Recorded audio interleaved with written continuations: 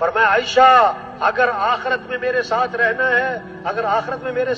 ہے تو تین باتیں فرمائیں. اگر عائشہ آخرت میں میرے ساتھ رہنا ہے تو کیا فرمایا؟ کپڑوں کو اس وقت تک پرانا سمجھ کے نہ چھوڑ دینا جب تک کہ ان پر پیوند نہ لگ جائے. دوسری بات فرمائی عائشہ مالداروں کے پاس بیٹھنے سے بچانا اپنے آپ کو. آدمی جب اپنے سے زیادہ مالداروں کے پاس بیٹھتا ہے اس کے اندر مال کی حرص، مال کی طمع، مال کی دوڑ لگ جاتی ہے، ناشکری پر آ جاتا ہے. تیسری بات فرمائی عائشہ دنیا سے اتنا توشہ لینا جو ایک مسافر کے لیے کافی ہوتا ہے. زیادہ لمبے چوڑے چکروں میں نہ پڑ جانا، یہ بھی بنا لو، یہ بھی بنا لو، یہ بھی لے لو، وہ بھی لے لو، ہلکا پھلکا رکھنا اپنے آپ کو.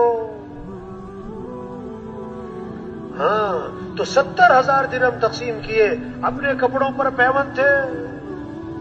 آج زور لگ گیا کپڑوں پر. تیسرا زور لگ گیا کس پر؟ تعمیرات پر. آپ نے فرمایا جب آدمی کے مال میں برکت نہیں رہا کرتی تو تعمیرات پر لگا کرتا ہے.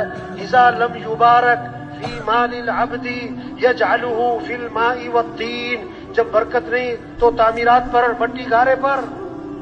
ایک صحابی نے ذرا اونچا مکان بنا لیا، آپ کا گزر ہوا، فرمایا یہ کس کا ہے؟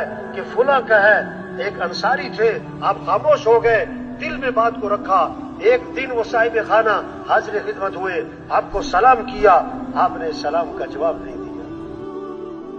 وہ پریشان ہو گئے، صحابہ سے پوچھا میرے سے اعراض فرما رہے ہیں، کیا بات ہے؟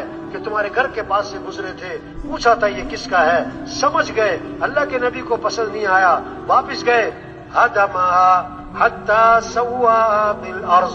اس کو گرا دیا، زمین کے برابر کر دیا.